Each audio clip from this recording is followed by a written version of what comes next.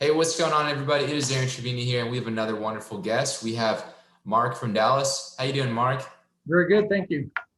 Absolutely. I know it's been an interesting ride these past few weeks. I know the first time we scheduled there was a power outage, and then the snowstorm. So it's great to connect with you, Mark. Yeah, we got through the freeze alive. That's right. That's right. Well, so for those of us who aren't too familiar, Mark, would you introduce yourself, please? I own and run about $100 million vertical and horizontal fully integrated development company, construction in the DFW marketplace that we built up in about from nothing in about 4 or 5 years. So it's been a very busy 4 or 5 years. Wow, how about that? Yeah, absolutely. I'm curious as well, from a younger age, do you know that you always wanted to get into real estate, or, why this particular part of work? I just knew I didn't want to work for anybody. I was that kid that ran the lawn mowing company when he was 12 years old and convinced his buddies to do it with him. So the longest I ever had a W-2 job, I think my record was 10 months. And if you're going to do what I do, that's kind of you need to be able to be okay with that. So my story's a little funny, a little different. Dad was, I always start with my parents because my father and mother married and had 13 children together. So I'm one of 8 boys and 5 girls, and Dad was a PhD chemist. And he quit his job at the top of DuPont corporate structure and because he couldn't get by on a PhD salary. And he flew to Dallas. This was back in the 80s. And he made more on his first real estate deal in 3 weeks than he did in his annual salary. And so he quit his job and called my mom and said, I'm not coming back. Load the kids in a moving van. And she had 10 of the 13 kids by that point in time. And so she had to move, 10 kids across the country, and off to Dallas we went. And the rest is history. Actually didn't inherit amount of money or my father's company. What I inherited from my father was a lot of chutzpah, a lot of, Dad had a very strange combination of both mercy and power. You find people that have power, but they're not merciful, they're not kind. And so we got a very unique training in how to be a go-getter that's merciful. And so, like when we turned 12 years old, Dad would hand us this book. I actually have a copy here called The Go-Getter. And he had the most beautiful calligraphy, and he would write a dedication in it. And he'd say, son, read the book. And he'd put $100 bill inside. And he'd say, you can keep the $100 if you'll read the book. So we read this from the age of 12, and the story it's a great read. It only takes about an hour to read it. But it's a story about grit, determination, and getting it done at all costs, ethically and honestly. And in the story, there's this blue vase that's kind of the center of the whole story. And so we have in our main conference room, overlooking Waters Creek in Allen, we have a picture of Dad with his blue vase. And below is his quote, and it says, don't tell me how it can't be done. Tell me how it can. And so that was the life theory or creed that we grew up in. I like that. Where there's a will, there's a way, right? Absolutely. No, and it's that's a neat story, not only about your family and your dad, but also I like that $100 bill story. Kind of putting that into your mind from a young age, and it's gotten you to where you are now. It's been a real journey. Yeah, absolutely. That's I find these stories so interesting. About the W-2 jobs, and then people transitioning out of those. But for what you did, it can be very scary for people. To kind of step out of their comfort zone, get out of that W-2 job, and kind of into the black abyss. Well, I remember I graduated from the BYU Marriott School of Management, and I had an econ teacher, and he said one thing. He said, if you never remember anything about economics, remember one principle. He said, part-timers never beat full-timers. And so, I've got a lot of friends that are very calculating, engineers, accountants, very risk averse. And God bless them, there's room for everybody in life has their own gifts. But if you want to get into construction and development, at some point you have to make the jump and take the leap of faith. and you can get burned.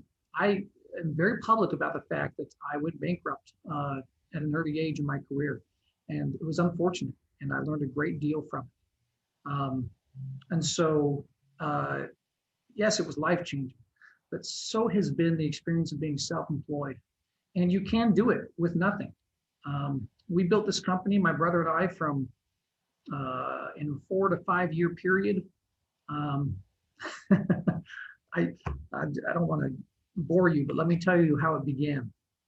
I was a real estate agent. And anybody wanting to get into being in construction development, a real estate agent job is a great place to start. And I closed about 4 to 6 times as many transactions as an average real estate agent. And I did it by thinking outside the box. And that's how you win in construction, is exploiting a niche that other people aren't exploiting. And so I would go after buyers. Everybody gets a real estate agent license, and what do? They go and talk to all their friends about, let me list your house, let me list your house, let me list your house. That's not where the money is. People that you list their house and they're so picky, no offense, but they're very demanding, and it's hard to please them, and you can't guarantee what price they're going to get unless it's a low market price that you know will hit. And there's no magical formula, that you can make it sell better than what the market's going to give. But if you'll flip the script and work with buyers are happy to have your free help, and they're happy to help them spend their money, and they're excited about the process. And so I made a great deal of money as a real estate agent helping buyers, and in so doing, I discovered an unexploited niche, and that's why we started a development company. We realized that people in this metroplex wanted a land product that didn't exist. Developers would not create a subdivision and sell the end product, a raw, completed lot that's buildable, to the public. And so we thought, if we do that, we'll be the only game in town. And so that's how we started. And we didn't even have any money to start with. I mean, I pay my grocery bills, but that was about it. So with some chutzpah and some faith, we convinced good people to loan us the money and bought our first project. And sure enough, it sold out in 48 hours. It was just 4 lots.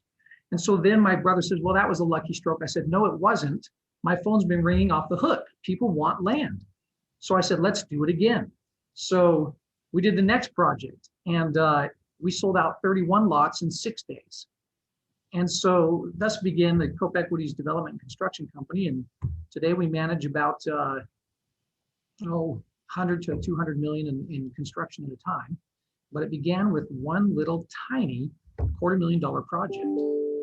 And banks are the same way. And I don't mean to take the whole conversation here. You'll have to forgive me, but it's just a fun topic. People don't realize that you can do it, and you have to think outside the box, and you can't think about like everybody else. There's no money in retail owning rentals. You might as well go put $200 a month in a 401k or in a Roth IRA, better yet, than buy residential rentals. People think, well, I'm going to get into real estate. I need to buy some rentals. No, you don't.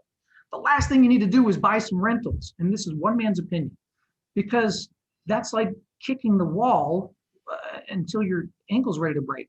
There's so much easier ways to make money in real estate than managing little single family rentals. And so we went to get our first loan, and I didn't have any business getting a loan at the time. But we had it all pre-sold, and we had down payment from some friends and family, as most people do. And we got our first $1 million loan. And since then, after that, we got a $2 million loan. And that was amazing. And then we got a $4 million loan. And then we got an 8 and 15 and so forth. And so in this industry, if you're going to get into construction and development, you have to start. That's the key. And then start something bigger, and then take your next step, and then take your next step. You're not going to jump in. Some people are like, well, I'm going to go put together a $100 million deal. Well, have you done a $10 million deal? Well, then you're not going to go put together a $100 million deal. Okay, so stop talking about foo-foo dust, and let's talk reality and what you can do today. Well, I'm going to go start a $1 million deal. Well, have you done a $200,000 deal? Let's do one of those first. And then let's do a $400,000 deal. And then let's do an $800,000 deal. And then let's do a $3 million deal, and so forth. And so in a short matter of a few years, granted, interest rates are very helpful. I wouldn't recommend this path in an environment of 10% interest rates. But in a matter of a few short years, one can build success and credibility one step at a time. So I'm sorry, what else can I tell you about the business? No, absolutely. That was a beautiful explanation, Mark. And I'm curious as well, is it, I thought it was great how you, identified a need in the market and you fulfilled that need. You had people calling you off the hook. I'm curious, why do you think that no one was offering at that time when you first started out, no one was offering what you started to offer? It's difficult to develop land. There's a lot of paper lot flippers. More power to them. There's a lot of wholesalers that wholesale properties that don't actually put up their cash and buy them. But when you have to come up with the cash to create the actual asset in land development, it's difficult. And there's a lot of money in it. If it was easy, everybody would do it. It's high stress, it's fairly high risk, and it's high reward. And so it wasn't being done because we approached a unique niche in the market. We were selling 1 acre lot product to people at that time that wanted a place to put a manufactured home. Today we do all sorts of things. We build site-built homes at $500,000. We build apartment complexes at 20 or 30 million. But at the time we started, we found one little niche. And so it wasn't something easy to offer, and it wasn't a niche the big corporations or the titans that can cut $10 million checks left and right were going to even mess with. It wasn't even worth their time. That little, few $1 million available over in that niche. So just like with our houses, okay, we run a building company and we built it from selling 10 a year to 50 a year to 100, just like that, 1, 2, 3. How did we do it? We exploited a niche where we weren't competing against massive corporate conglomerates that could roast us. I don't want to compete against D.H. Horton. I don't have $1 billion or however many billions on my balance sheet. So we went out and thought outside the box again, and we built a 1 acre lot home. And not only did we build a 1 acre lot home, but we built it. If you look around Texas, I don't know how Austin is, but in Dallas, it's like there's this unspoken rule that if you're going to build a house, you have to use ugly brown brick and a 912 roof pitch. And so we threw that model away. I kid you not, you go look at new townhome projects. They're the most ugly combination of earth tones. You'd think it's 1970 driving through parts of Dallas today. And so we thought, throw that out the window. We're going to take a risk and build a dynamic, futurist, modern farmhouse, craftsman style, and put that out in colors that will pop and put it on an acre lot. And we're selling them like hotcakes on the 4th of July because we were able to think outside the box. So builders call me all the time. They're like, well, we want some land. We'll sell land to builders and not just build houses ourselves, but we'll sell land to other builders. And they all want these 40 and 50-foot lots because they want to maximize the density because they got to maximize the dollar. Forget the dollar.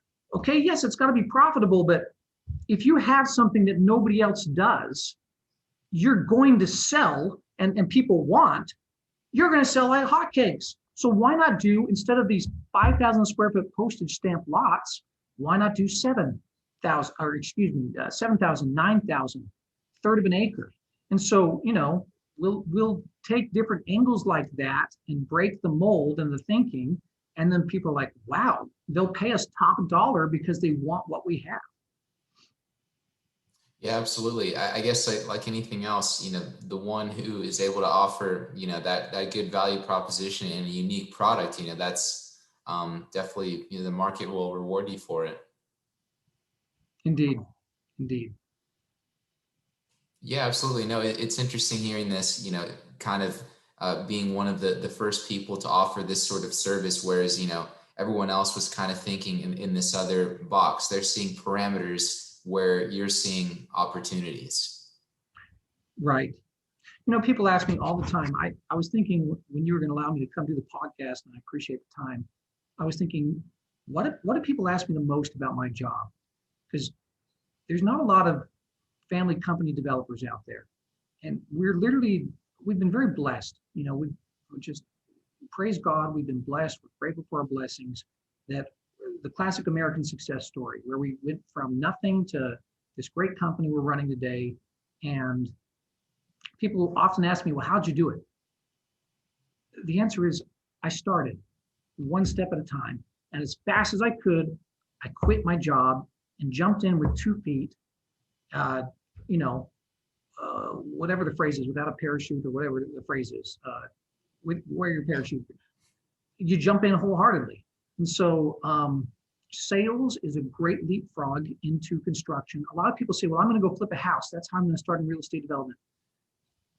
Okay, but that's like those real estate agents I told you about who are going to go list a house. Everybody wants to list your house. Everybody wants to flip your house. Every Tom, Dick, Harry, and his cousin's dog is a house flipper.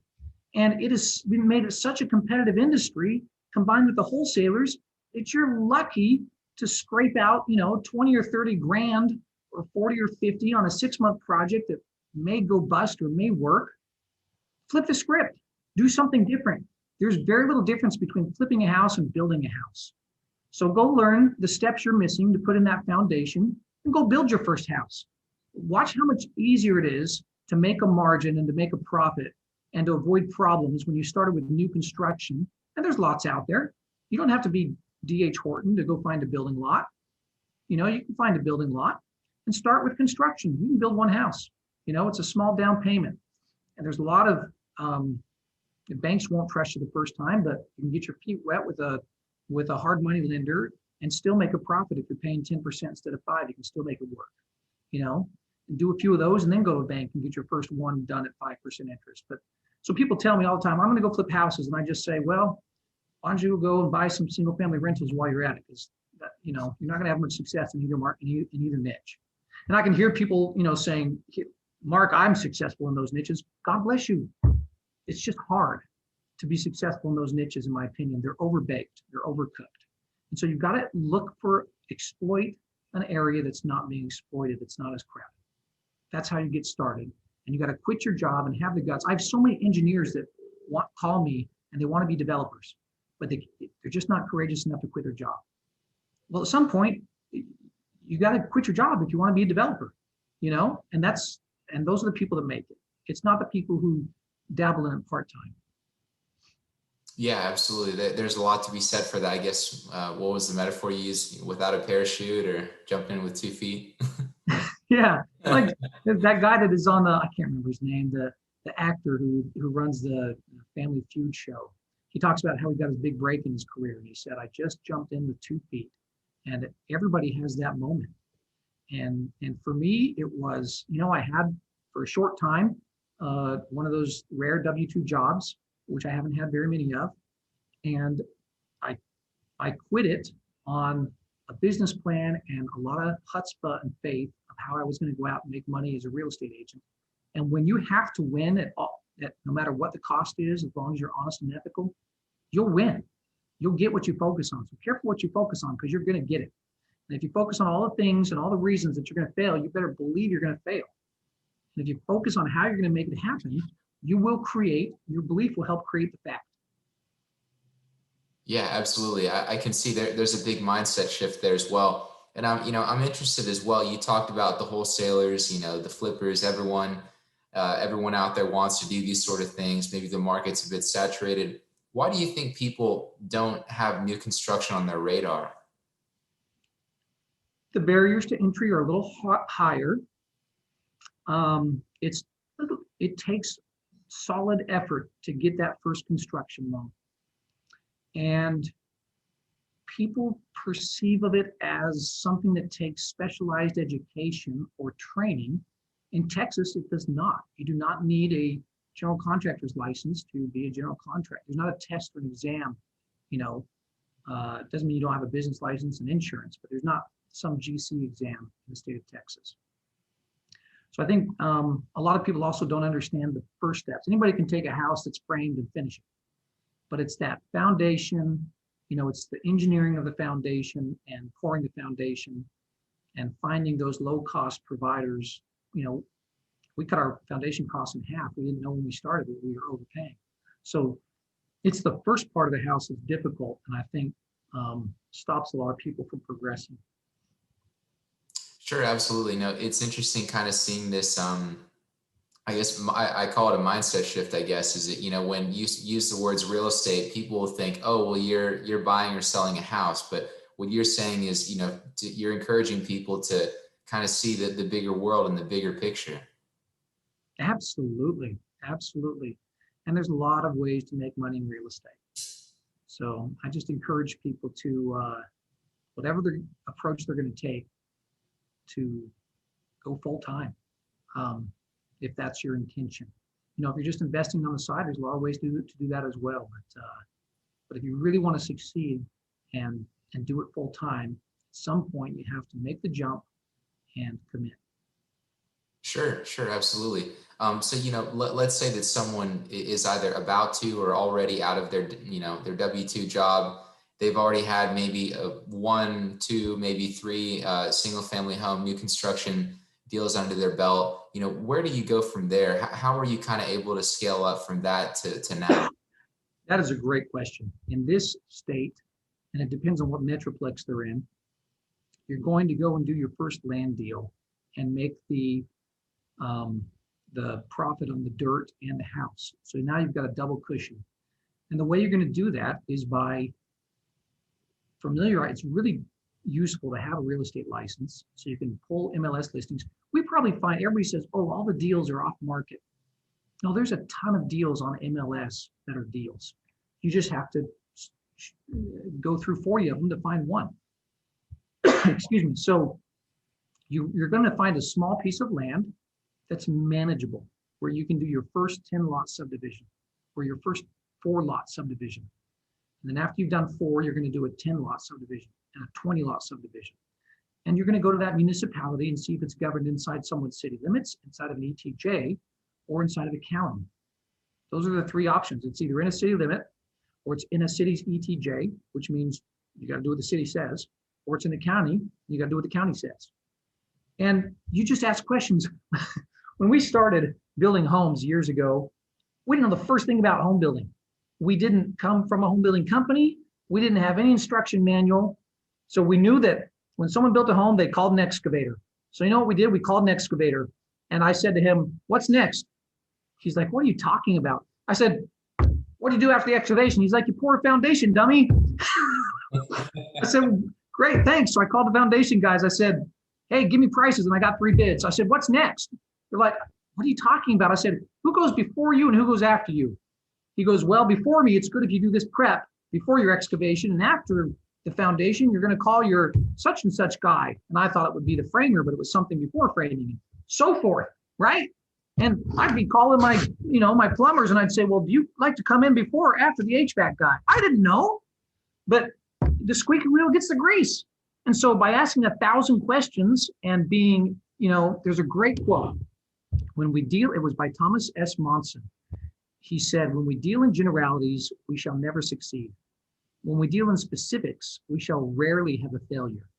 When specifics are recorded, performance improves. When specifics are recorded and reported, the rate of improvement is accelerated. So you get specific and you ask 1,000 questions and you believe you can do it, and the answers are out there. And there's all kinds of nice, friendly people that want to help you along the way. You're not going to fail if you're managing tight and right and doing your homework. And so many people just haven't been raised in that mentality that, we're kind of a cradle to grave W-2 society where if I don't have my health care and my 401k, I'm doomed. And you can't think like that if you're going to work for yourself in development or in construction. Sure thing. I thought that was a wonderful quote. There's a lot to be learned from that. Yeah, thanks. I had to memorize that many years ago. A good mentor gave me that. Absolutely. No, that's definitely one I'm gonna keep in my pocket. It kind of goes back to, ask and you shall receive, really is kind of what you're saying, right? Indeed. Yeah, no, I love stories like this where you're kind of just putting one foot in front of the other and saying, what's next? And it almost kind of sounds like that 10,000 hour rule where you are now the expert. No, exactly. Not only that, but it just, belief becomes magical. All of a sudden, you start to have a little success, you double down and do it again, and then your network. I used to think networking was like I didn't have that gift, because I'm an extrovert, but I'm kind of an introvert, and I just don't consider myself a master networker. Well, I've got a bigger network than I've ever had in my life. And it's just because you grow and you grow, and he knows him. Well, she knows her and she knows him. And we'll call this guy and call that guy. And you may want to talk to this. And then people are saying, well, call Mark Cope. And next thing you know, I've got a database of 30 or 40 good banks and a bunch of good engineers and a bunch of good architects and people I can call and get something like that I need because I'm loyal to them and they're loyal to me. And it just grows and grows. So sure, absolutely. I guess it's kind of that compounding effect, right? Absolutely. Yeah, no, I'm curious as well. I guess you have this network of people. She knows him, he knows her, whatever it may be. Maybe someone's just they're in their job, they're looking to transition to real estate, they're starting out in real estate, they're looking to build their network. How do you go about building a good network of people and having a good people on your team? That is a great question. You can only work with your friends. You can't work with anybody that's got a chip on their shoulder. And so I learned earlier in my career, I had a lot of management opportunities in those jobs that I held for less than 10 months. And at one of them, I learned you can't train and fix two things, attitude and incompetence. And you're not trying to be rude. God bless everybody. Everybody's got a gift. But if you hire somebody and you find out that they've got a bad attitude, you can't fix that. You've got to cut them loose. And you have to fire them fast and just be done and say, hey, you're a wonderful person. God bless you. Love you. You're not the right fit for us. We're cutting you loose. And there's something wonderful out there for you. And then number two, you can't fix incompetence. You have to hire the people that know how to do the job. You're not going to train them into it. You're not going to train them to finally get it. That sounds harsh, but in business, the biggest lie is it's not personal. It's just business. There's a special, well, I shouldn't say that. There's a special place where it's really warm for people who say, it's not, I'm going to hurt you and it's not personal. It's just business. That's a lie. Everything's personal, but it's also business. That's how I changed the saying to make it true. Yeah. It's not, it's everything's personal and it's business. So be nice to people. It never works. Early in this business, I made some mistakes earlier in my career, and a banker would turn us down on something I thought was a ridiculous thing to get turned down for. And a few times I chewed out in an email, let them know how I felt about the situation. That was one of the biggest mistakes I ever made in my career. People never forget it. If you're negative, people never, and they rarely forgive it. We should forgive all men and all women their trespasses, but I killed business relationships. When someone tells, here's one of the best things I can share.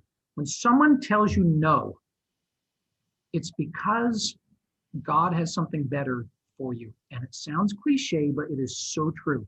Every time we got turned down for an investor or a loan or a bank loan or a bid that we put on a piece, it led us to the right door or window or direction.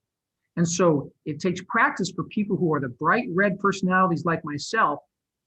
You got to practice humility and grace when somebody tells you no, and don't be a cocky, arrogant person. There's no place for that. And when you are kind to people, they'll come back around in a year or 2 years, and all of a sudden they're ready to do business with you, and because you left them with love and kindness instead of being, there's never a place for snide remarks in business. And all of us in this day and age, with the 24-hour news cycle that sells a lot of hate mongering on both sides of the political spectrum, there's just no place for that in business. The more kind you are, the faster your name will spread for good like wildfire. And so I knew that, but it took me a while to implement it. It's hard to be kind when someone throws a bucket of water on your fire. And the more kind you are, the more your fire will burn.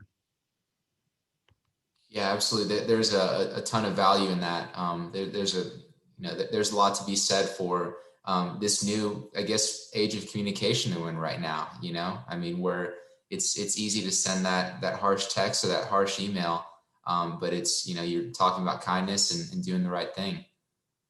Yeah, we always say around the office, type it and then delete it. Print it and then go put it in the shredder. So anyway.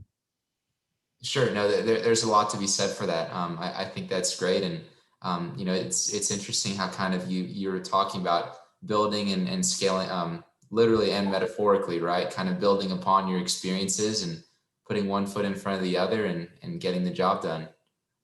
Right. Absolutely. And it's hard. It's not all flowers and roses and sunshine. And life is meant to have adversity. That's how we grow. That's why we're here on earth, is to learn and to be tested and to do good.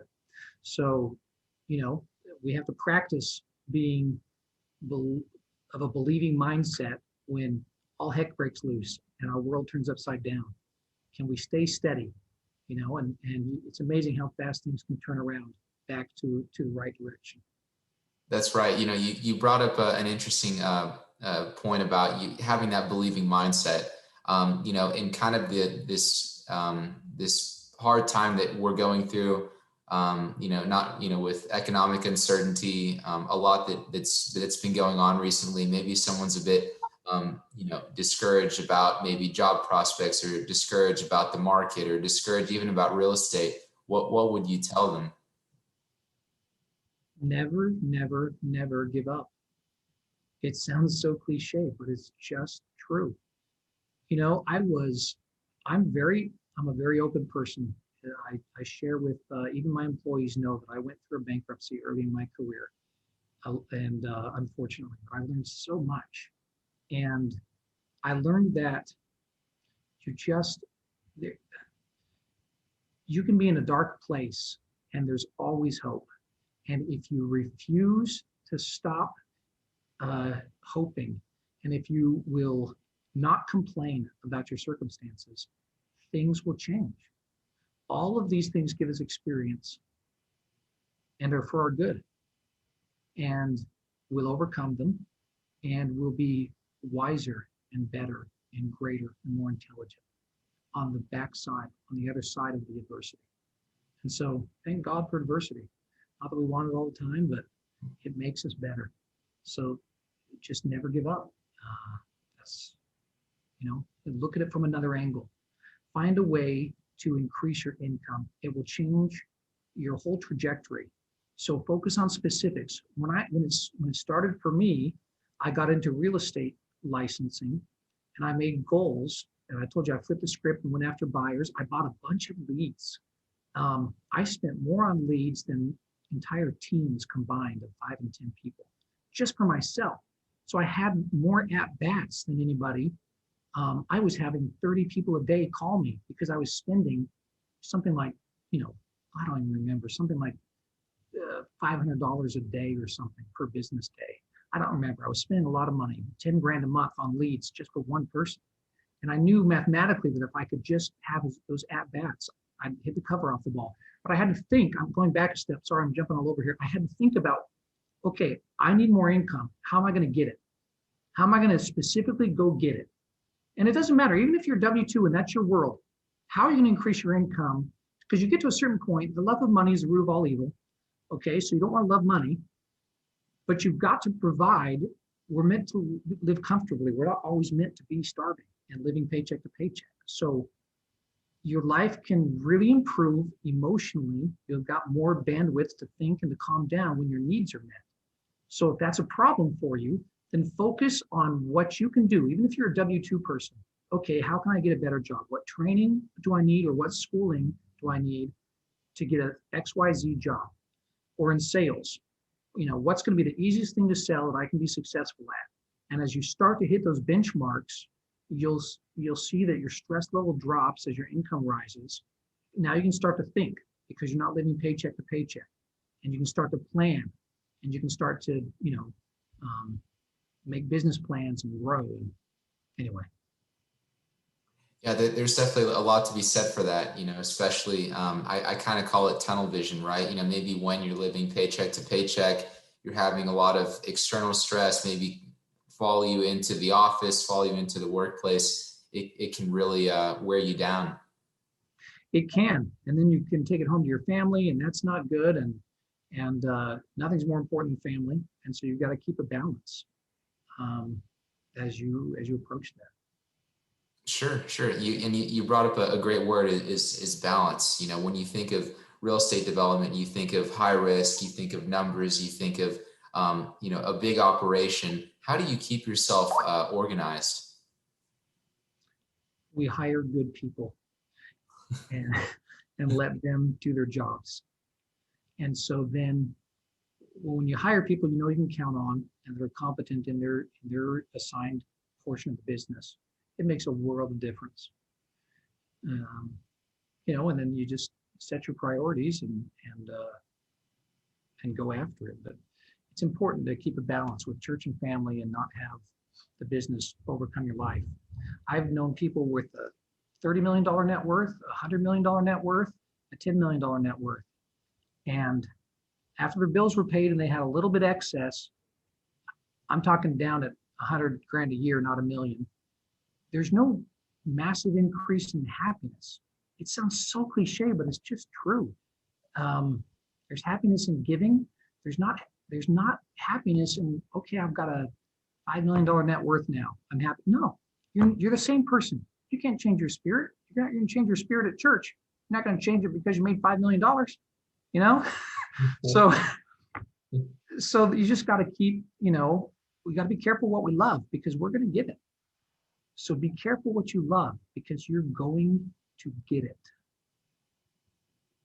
Yeah, no, it's interesting. It almost kind of reminds me of, you know, they've done studies on Olympians, right, at the Olympics, where you'll have the gold medalist, that first place winner, and then they'll do studies on the second and third place winners. So maybe the guy in second place would think, darn, I could have been in first. Or the guy in third place thinks, wow, hey, I'm just thankful to be here on the podium, right? Yeah. Yeah. And it's just perspective, right? So there's always something to be grateful for. Gratitude is an incredible engine of success and the opportunity, the law of attraction. Gratitude is an incredible engine for the law of attraction. Sure, absolutely, Mark. I mean, I'm definitely impressed with, you know, a lot of your insight, your business accomplishments, but I'm also really impressed with your mindset as well. Are there any daily practices that you do maybe for your mindset, any particular books you read, or how do you keep yourself sharp? That's a great question. Without delving in too deeply, I'm LDS, so I church is a big one for me, and keeping God at the center of my life is a big one. I've been married 21 years. There's incredible happiness in marriage, and have 6 children, and that's where the joy is. But in terms of staying sharp, and I find that when I'm stressed, I've been training for a triathlon, and it can be incredibly helpful to take your stress out in terms of endorphins, physical exercise. And sometimes you just have to take a vacation and know when to turn it off and let it go. So, great question. Absolutely. Yeah, it's I guess everyone always needs some time to decompress, whether it's taking that vacation or, you know, getting those endorphins in the triathlon. That's right. Absolutely, Mark. Well, you know, is there anything you haven't said this far you'd really just like to hammer home? No, I think I'm afraid I spoke too much, but thank you for the time. You've got a great network that I've followed, Aaron, and people are human. You know, we all need a hand up at times. And I just want to close with a quote. One more. Sorry, I got all these funny quotes. I sound like I'm self-righteous and preaching. I don't mean it that way. But this is a great one. This is the best one I have, probably, or one of the best. And it says, I believe the test of a great man is humility, or woman is humility. I do not believe humility means